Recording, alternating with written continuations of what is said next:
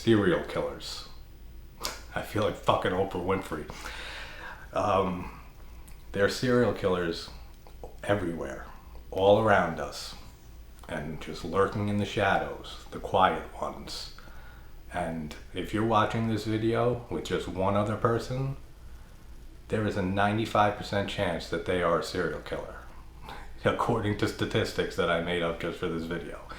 But if you're watching this with a friend, keep your eye on them, because if you're just watching the screen, listening to me talk, they might fucking kill you, and you're gonna die, and you're gonna deserve it because you weren't watching them. Instead, you were watching me. And to quote the great George Carlin, when they always say it's a quiet one you gotta watch, I love his little bit when he's like, I bet you anything that while you're watching a quiet one, a noisy one will fucking kill you. Oh, he's so great. The great George Carlin, man. Now let's talk about Maniac, William Lustig's 1980 slasher classic, which starring Joe Spinell, which his performance in this movie is horrifying. Like, he really did a phenomenal job with this movie, and just portraying Frank, and just this is such a sleazy movie. Like, it's a dirty feeling movie. Like, it makes you want to take a shower after watching this movie. Like, the way that they portray him, and the way that just like the setting of like late 70s, early 80s New York City and stuff, when it was in disarray and just a sleazy place before they ended up cleaning Manhattan up years later and everything. It just fits the tone of this movie so well, and just the atmosphere of this movie is sleazy. Like, it's the best word to describe this movie, and his character and everything. So we have that opening with the couple on the beach, and we have the amazing Tom Savini doing the effects for this movie, which are excellent, like everything else he's done. And then we have the couple on the beach, and he comes up and he slits the girl's throat, and she looks awesome. And then we have the guy, the boyfriend, who was looking for firewood, and he gets the piano wire, I think it is, wrapped around his neck and strangles him to death, and the blood coming down. It looks so good. Like, Savini's effects are so good in this movie. But then he wakes up, Frank. So is this a dream? Or like it implies? Or is this like him, he was sleeping, but this is him remembering like actual kills that he did? Like, that's interesting to think about. Like, I've never 100% settled on that.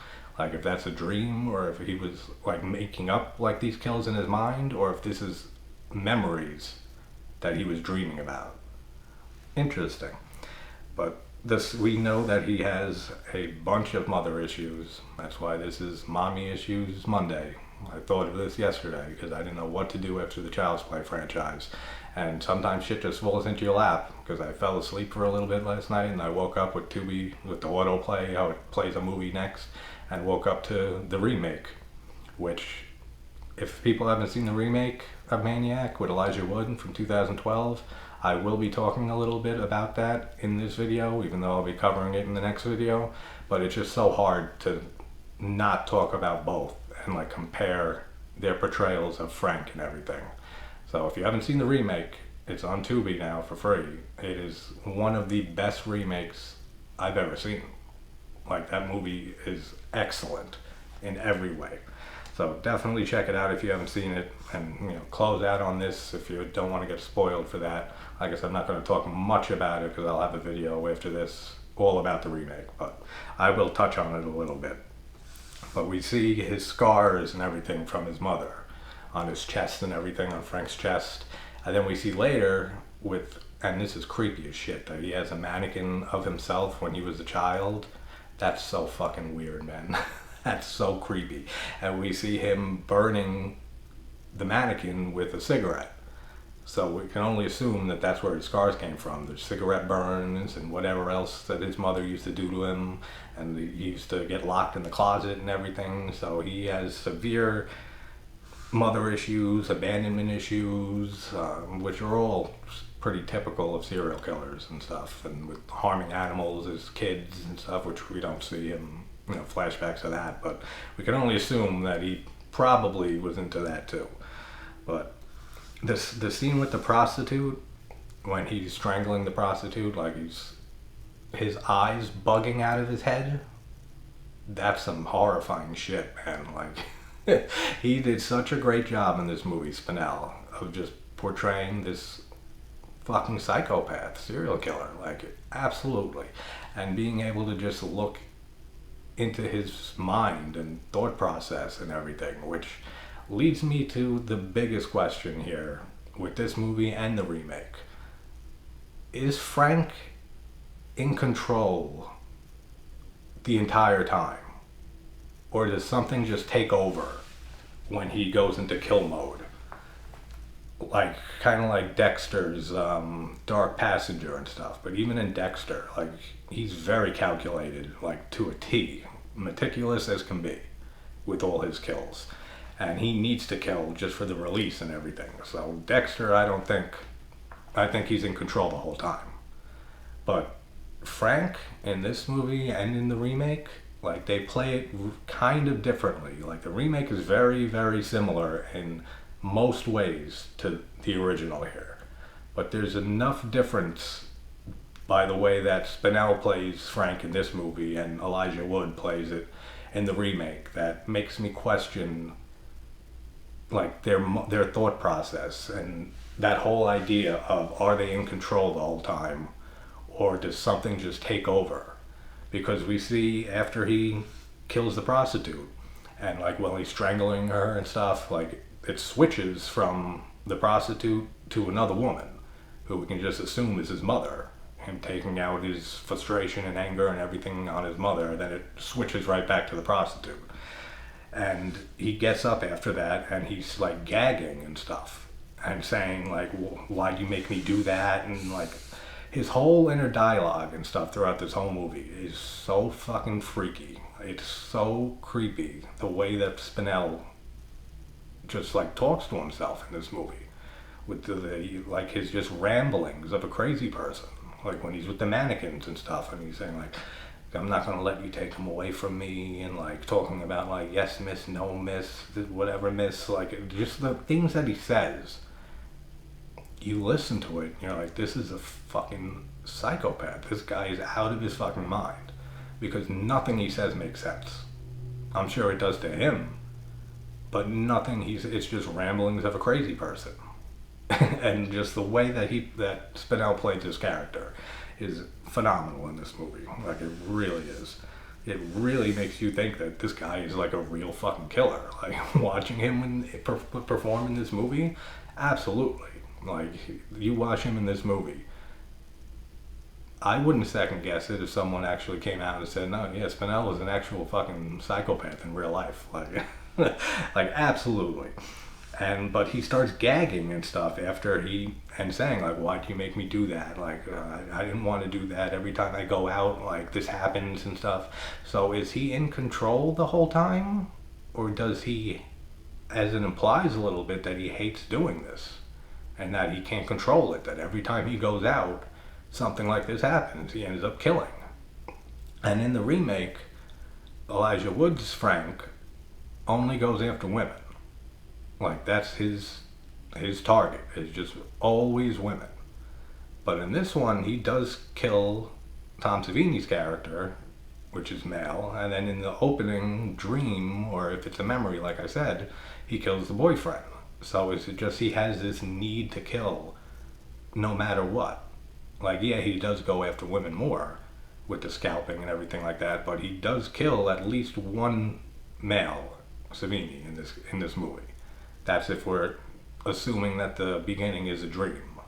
If it's not, he kills two. So he just has a desire to kill no matter what. And it's so interesting to think about that, like, whether he is in control or not. If he just loses himself completely when he's killing. But there's a lot of things that contradict that and show that he is very meticulous and very, like, knows what he's doing before he kills. Like, little manipulations and stuff like that, I'll get into more of it. But, like, all of his inner thoughts and everything, that when we hear him talking on the mannequins, and his thoughts, like when we hear him thinking and everything, so well done. Like, so fucking creepy, man. And there's a reason this movie was banned and was on the Video Nasties list in the UK and everything back in the 80s, because I can 100% see why, man, because there could definitely be people out there who are not right in the head who see this movie and it could push them over the edge. Like, absolutely. Like, this is a fucked up movie, man. Then he scalps the prostitute and everything, and just like, oh, the effects in this movie. Savini, this is probably one of my favorite Savini effects movies. Like, it looks so fucking good, but in that 80s way, that like it's not hyper realistic or anything. In the remake, Jesus, dude, the fucking gore in the remake, mwah, it's fucking unbelievable. It is so brutal in the remake. Like, it looks so realistic, but I'll talk about that more in the remake. And then we get Savini's character and the girl. I can't even really say girlfriend, because then she mentioned that she has a boyfriend or something like that, and they're making out in the car and everything. And then we get that shot of Frank like looking through the window. That's some scary shit, man. Like, imagine like being in the back of a car with somebody and making out and stuff, and then you just see some creepy dude like looking through the window and everything. That's such a great shot, such a cool shot. And we get one of, if not the best, head explosion scenes in a horror movie, like ever. Like, Scanners is another one, and even Savini again in The Prowler, which is a movie I don't care for that much. Like, I did a video on it. It just has a lot of pacing issues for me, but we get another great head explosion in that. But this one, man, like, just the way it's shot, and like I said, like, it's 80s gore, because right before he gets shot, you can see that it's a fake face and everything. And the whole reason Savini took this role in the movie was because he already had a casting of his own face. So he basically was put in this movie and to do this effect and everything because he already had his face like created and stuff. And they filled it with like a bunch of fake blood and like leftover food and stuff, like from filming and everything. And then we just have Frank jump on the hood of the car and just shoot him right in the face, and just the slow motion and just his head exploding. It looks so fucking good, man. And I remember Savini saying in an interview that like they're filming in New York, and a lot of this movie was like guerrilla style filming. Like, they didn't have permits, they didn't have like permission to be in certain places, so they were just like in and out shooting like the scenes for this movie. And Savini was saying that like, so you're firing a live round in New York City, that he had like one of the crew members and stuff in a getaway car, that as soon as he did that effect, he had to throw the fucking shotgun in the trunk of his car and have the guy drive off and stuff so that they wouldn't get in trouble. And he said too that they dumped this car in like the East River or something like that. And like to this day, he always wonders like if they'll ever find that car and find like all the blood and effects and everything in there and think that it's an actual murder that took place. That's fucking hysterical. And then again with the whole Frank thing, with like, you gotta stop doing this and stuff. Like, is he talking to his mother? Like, does he take on his mother's personality, like Psycho style, when he's doing these killings? But contradicting that is with the prostitute, like how it changes to what we can only assume is his mother. So like, it's very interesting of just how this man's mind works and what drives him to kill like this. And just like the way that dude, with the scene when he's laying in bed next to the mannequin to go to sleep and he handcuffs his hand to the mannequin, that's fucking creepy as shit, dude. That's fucking horrifying.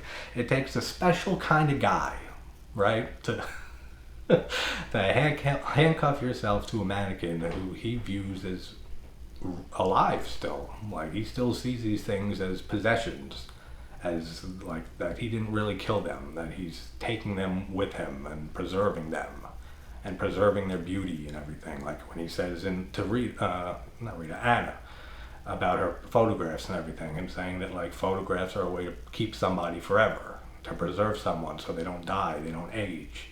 So like, that's his whole explanation of taking these mannequins, you know, the scalps and stuff, and stapling them. Well, in this movie, I think it's interesting that in this movie he nails the scalps to the mannequins, and the remake, like Elijah Wood's Frank is using a staple gun. I like how they changed that up a little bit. And the score in this movie is awesome. like typical like 80s synthesizers and stuff like that, but it works so well with the sleaziness of this movie and just like portraying how fucking insane this guy is. I love the score in this movie.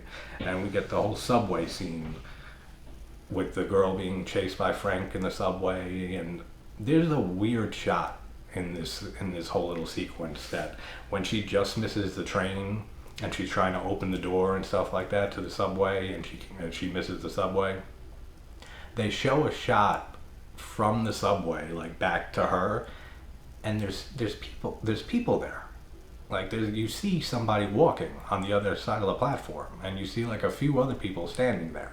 So I don't know what that's about. I don't know if that was just like they didn't have another shot to put there, and they just had that shot, and they ended up putting it in. But it looks so weird, and it's so easy to notice.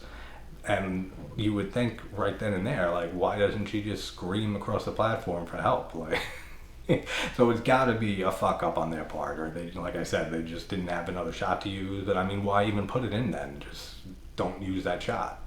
I don't know, but that always sticks out to me because it's not like a quick thing. It's like a few second shot, and you just see, like, even if you don't see the people standing like further in the frame, you see a guy just straight up walking on the platform. So that's very weird to me every time I see this. And then the whole bathroom scene with him coming in and looking through the stalls while she's trying to like not make any noise and holding her breath in and everything. This woman's terrified, and it's a very tense scene. Like it drags a little bit, but it is very tense. Then when he finally she's just like relieved that he left and everything, and goes and like puts water on her face, and the camera pans down and then pans back up, and he's right behind her, stabs her with the bayonet and everything. Such a really tense scene, like really well done. And just again, like with Frank's whole dialogue and stuff, and the way he breathes in this movie, like his like breathing even is just so uneasy. Like it's like so fucking creepy, man. Like the way that he played this character again, like is just excellent. Like I said, if somebody said that he was actually a fucking killer in real life, Spinell, I wouldn't blink twice. I'd say that makes a lot of fucking sense, man, because he played this like too real, almost like to a degree. But then, like I said earlier, with like him, is he in control all the time? Because when he talks to Anna and meets Anna and everything, he could be charming. But you know, a lot of serial killers are like that. They can put on an act. They know how to manipulate. They know how to be charming and stuff. But I don't know, the way that he comes off, like in the scenes with Anna, and like especially the dinner scene and stuff, like he's just like really charming, and like he comes out with witty comebacks and everything to what she's saying, and like, is that how he really is? And then like when he goes into kill mode and stuff, like something just takes over? Or is that just an act that he's putting on? Like it's real interesting the way that they handled him with Anna. That he's just like a completely different person. Like somebody that you would not expect to be a serial killer, or a psychopath, or a maniac, as this movie is so appropriately titled. Like it's such a great title for this movie. And then we find out from Frank, that his mom died in a car accident, which we find out later is bullshit. But that's another point there, and I mentioned this in my videos on the Creep films. With Mark Duplass's performance, man, is so fucking amazing in those movies. But like, this is a serial killer. This is a fucking maniac. You can't trust a word that comes out of their mouths. So him just saying that his mom died in an automobile accident when he was young, it's not until later we find out that that's all bullshit. So is everything that he's saying bullshit? His whole act that he's putting on? Like, it's so interesting to look at that. Like, this whole movie is just like the Creep films. It's a character study on the serial killer. And it's handled so well. The way that they made this movie, man, is so, like I said, like just the feel to this movie is just so unnerving and so sleazy and so dirty and just like grimy, and just the way that they shot this movie and made it is just fucking unreal to me. Like it's one of my favorite serial killer movies, like up there with like Henry, Portrait of a Serial Killer and stuff. Like, so good. But like they show him being like really calculated also, like him with Rita's necklace when she takes it off during the photo shoot, and he, you know, quickly like palms it and stuff, and that gives him an excuse to drop by Rita's house and to give it back to her. And then when she opens the door and stuff, you see him push the lock in on the door so he can get back in the house.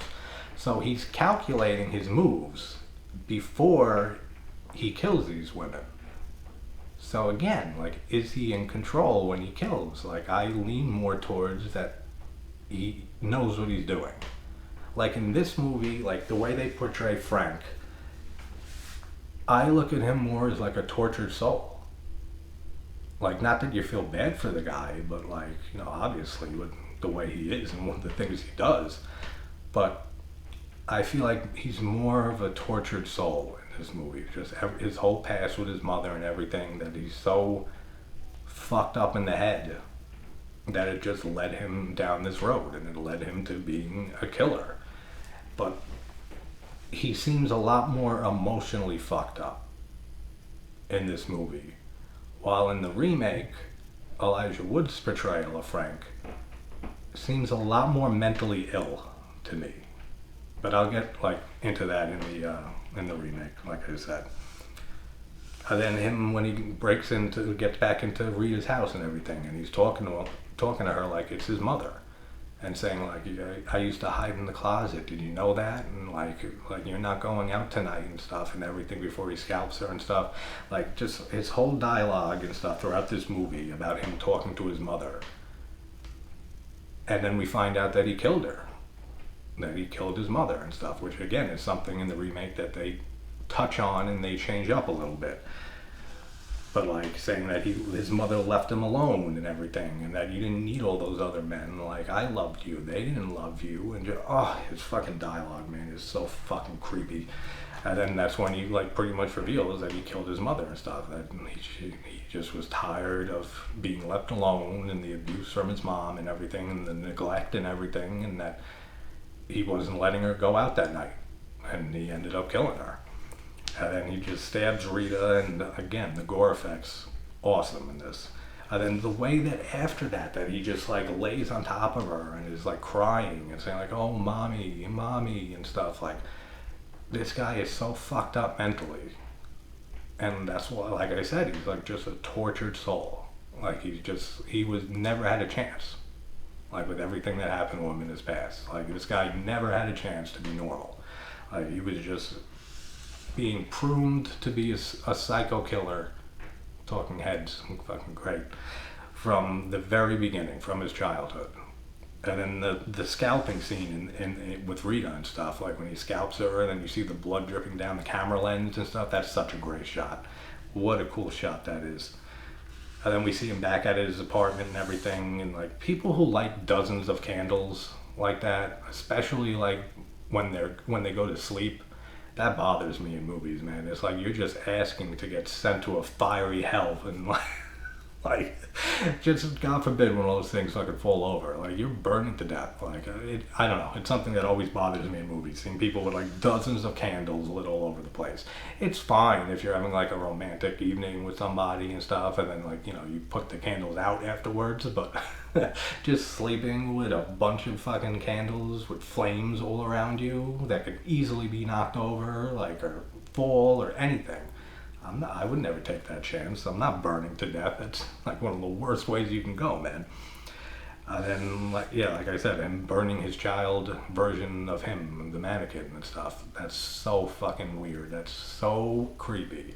That this guy not only kills and scalps these women and puts them on the mannequins and stuff to preserve them, but he also has a child version of himself that he talks to, and he abuses and stuff in a way, like with the cigarette and stuff, just like his mother did to him. So it's like that cycle of violence just continues in his mind, and it's so fascinating.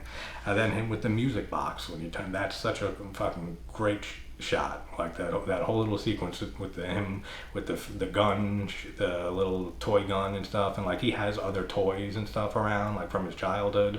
So like he's still hanging on to his childhood in a way, and it plays into the whole mother issues and abandonment issues and everything, which is great. But that whole scene with the music box playing and him firing the toy gun and stuff at the wall and everything, so good, so good. Then he takes Rita to his mom's grave, and not Rita. I keep saying Rita instead of Anna. He takes Anna to his mom's grave and everything, and like he starts breaking down, crying and everything, and like, that's what I mean. Like he cries and like is so emotional all the time after killing, or just when he's thinking of his mother. Like I don't know. I feel like he's more emotionally fucked up in this movie, where in the remake he's more mentally unstable. Like mental illness plays a much bigger role. But like I said, I'll get into that. And then we get the cool shot of the mother reaching out of the grave, and the effects on the mother look awesome, like really, really good. And then we have the ending with the shots of all the, what a great ending, man. The way that it's shot and everything, with just showing all the mannequins like one by one, with the scalps and with the blood dripping down the mannequins and everything. And then they just start tearing him apart and like chopping his fucking limbs off and everything, and stabbing him in the stomach, and then just reaching for his head until they just plop his fucking head off and everything. The gore, man, the fucking Savini is a genius. He really is.